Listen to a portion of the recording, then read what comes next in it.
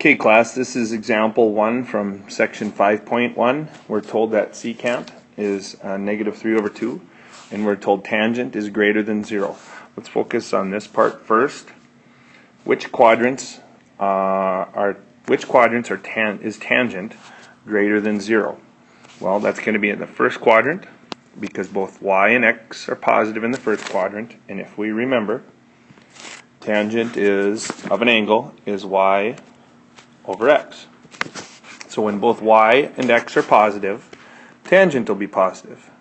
Okay. Same thing down here in the third quadrant.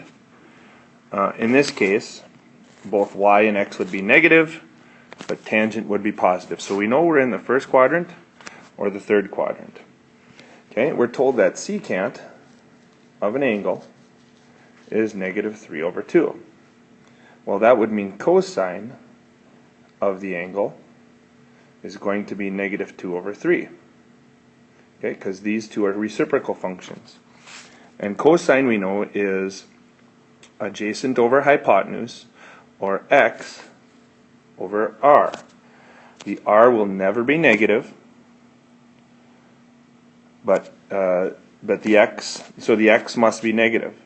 Well, which of these two quadrants up here, the first or the third, has a positive tangent? Well, they both have positive tangent values, but which of them would have a negative x value?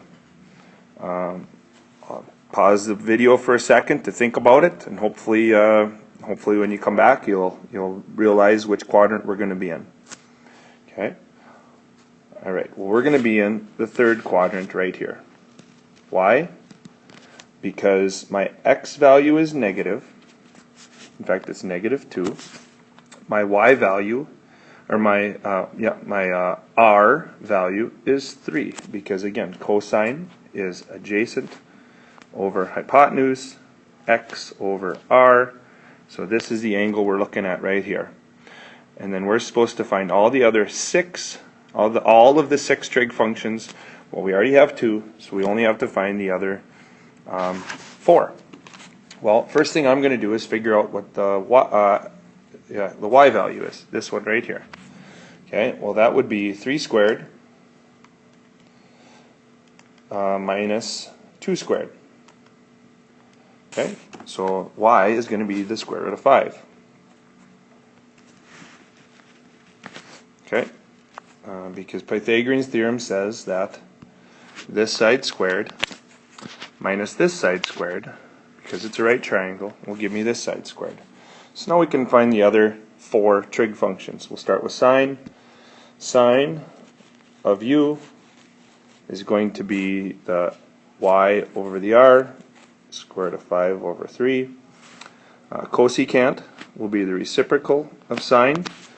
So 3 square roots of 5, which will rationalize to 3 square roots of 5/5, because I'm going to multiply both the top and the bottom by the square root of 5. Tangent, we know tangent is positive. It has to be, because that was one of our givens. So this is actually negative. Well, that helps me out. That means this has to be negative, and that means this has to be negative. So hopefully you caught that. Right? Because my y value is going down. And the only way for tangent to be positive is if y is negative, because we know the x is negative.